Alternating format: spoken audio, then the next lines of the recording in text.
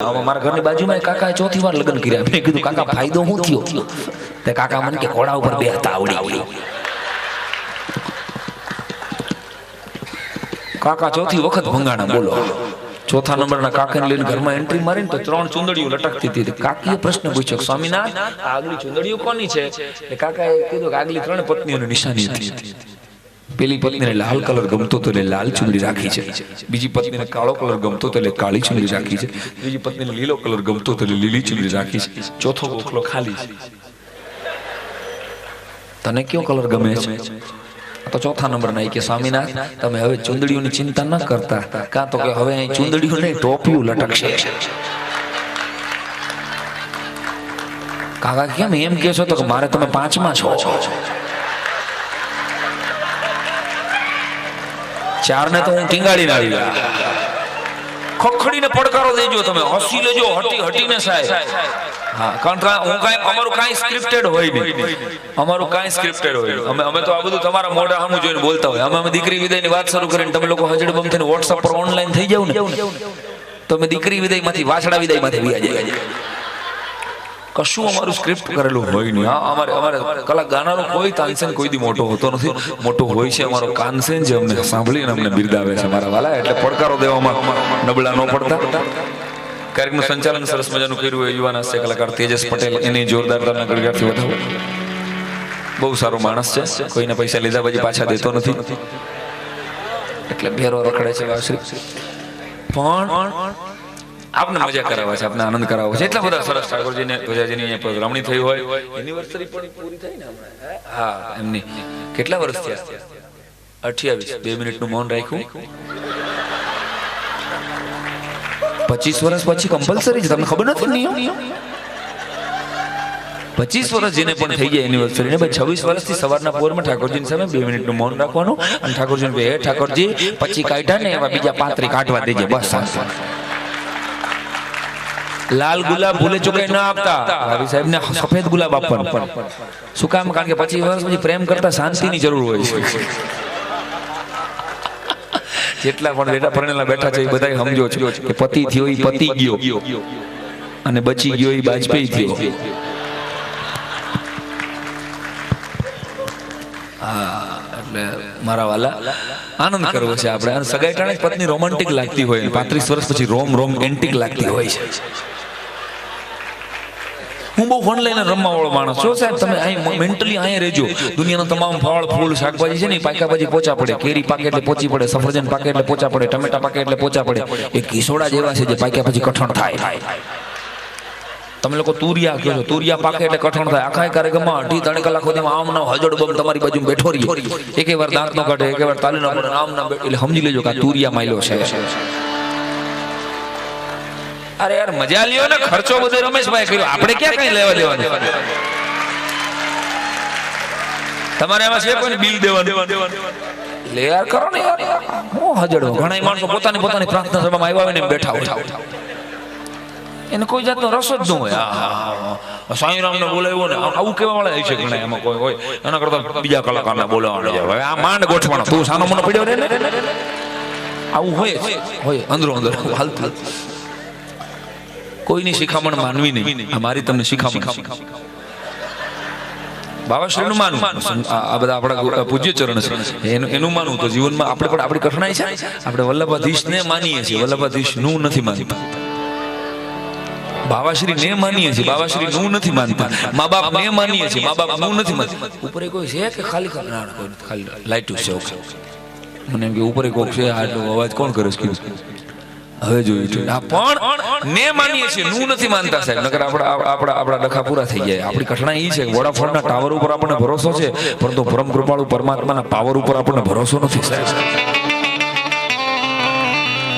તો ધ્વજાજીની પધરામણી છે એટલે તો ભલા માણસ મારે તમારી અંદર જીવનમાં શ્રદ્ધાને વધારે વિકસાવવા માટે આ મારા શ્રીઓ મહેનત કરે. શું કામ મહેનત કરે? એને પોતાના જીવન ખર્ચી નાખ્યા. કુળના કુળ ભલા માણસ ભેગા થઈ જ્યાં કે અહીંયા એમની પણ કેટલી બધી શેડ્યુલ હોય કે ત્યાં જાય, ત્યાં પધરામણી કરે. શ્રદ્ધાનો વિકાસ થાય સાહેબ. કે લોકોમાં ઠાકોરજી માટેની શ્રદ્ધા. ઈશ્વર તમારી સાથે છે. ઠાકોરજી માત્ર નાથદ્વારામાં બેઠા હોય અને આપણે અરે દાદા તમારા ઘરના નિજ મંદિરમાં તમારી પ્રાર્થનામાં તમે હાથ જોડો એટલે નાથદ્વારાથી અહીંયા ધક્કો ખાઈને તમારી હામો ઊભો ઊભો તમારી વાત સાંભળે, તમારામાં ભરોસો હોવો. બસ આ ભરોસો જીવાડવા માટે તો આ બાવાશ્રીઓ, આ વલ્લભકુળના સંતાનો આખા વિશ્વભરની અંદર વિચરણ કરી અને આશીર્વાદ મને તમને આપવા માટે બેઠા. ત્યારે એક કડી આપણે સાથે મળીને ગાય આજના દિવસે કે મારા ઘટમાં વિરાજતા શ્રીનાથજી યમુનાજી મહાપ્રભુજી. હે મારા ઘટમાં વિરાજતા શ્રીનાથજી યમુનાજી મહાપ્રભુજી.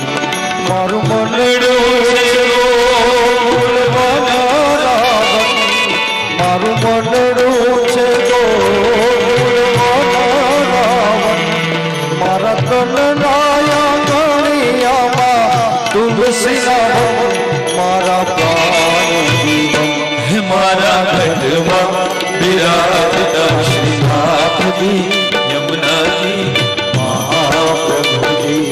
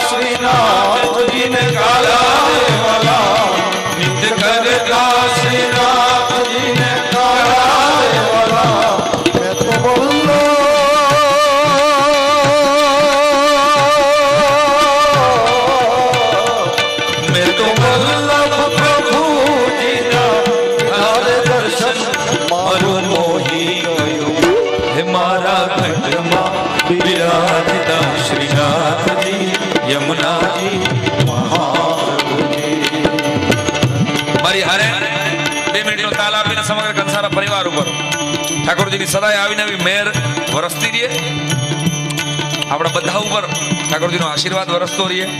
અને હું એમ તો એમ કહું કે તેના દ્વારામાં ઠાકોરજી રજા મૂકી અને આપણા અહીંયા આસનમાં બિરાજી અને આપણી આ વાત સાંભળે.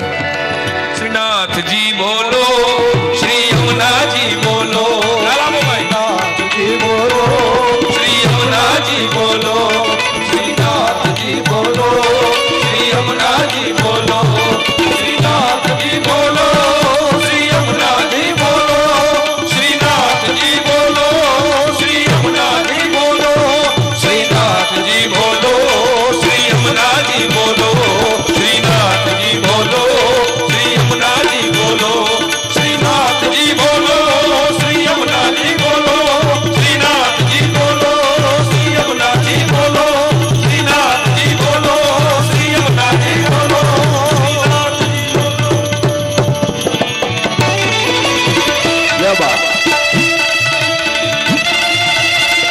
ઠાકોરજીના ચરણોમાં વંદન કર્યા પછી ભરતભાઈ આપણો એક કચ્છ કાઠિયાવાડનો ડાયરો દુહા વગર આગળ હાલે નહીં.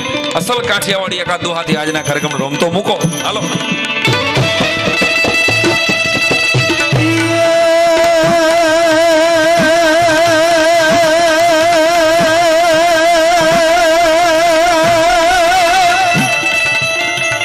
મારી કાઠિયાવાડમાં કોકદી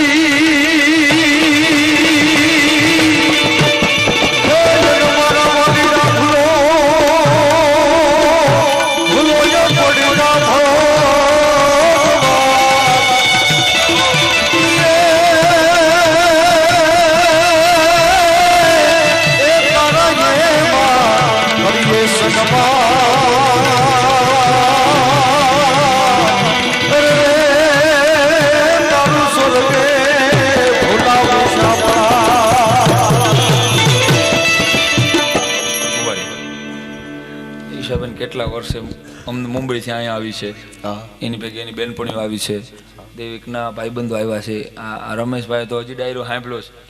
આ બધાને એમ થયું છે કે આને મગજમાં ગરમી ચડી ગઈ લાગે છે. એમ આ શેનો રાડે રાડ થઈ ગયો આટલો બધો ડાયરો જેને સાંભળ્યો. હવે અત્યારનું જનરેશન છે એ બધું બ્રોન એન્ડ બ્રોટઅપ ઇંગ્લિશ મીડિયમમાં છે. ભરત આમાં તો કોલાવરી વાળા બેઠા છે. એમ હા વાય ધીસ કોલાવરી કોલાવરી રેવા દે એના હાટું નથી બોલાવ્યા. રજનીકાંતના જમાએ ગાયું હતું કોલાવરી. આ તો સારું છે રજનીકાંતે ન ગાયું, નકર એને દેશનું રાષ્ટ્રગીત બનાવવું પડત. ભરત આમાં બે વડીલો બેઠા છે, બાળકો બેઠા છે, બે જનરેશન બેઠું છે. મારે બેયને કનેક્શન, બેયનો બ્રિજ બનવાનો કોશિશ કરું છું, અને સિમેન્ટ વગરનો. પણ મારો પ્રયત્ન એટલો છે કે કોલાવરી વાળા બેઠા છે અને વડીલો એટલે ભલામોરી વાળા બેઠા છે. એ ભલા મોરી રામા ભલા તોરી રામા, ભલા મોરી રામા ભલા તોરી રામા, એ ભલા મોરી રામા ભલા તોરી રામા, ભલા મોરી રામા ભલા તોરી રામા. એ ભાઈ ભાઈ, એ ભાઈ ભાઈ, એ ભાઈ ભાઈ, એ ભાઈ ભાઈ.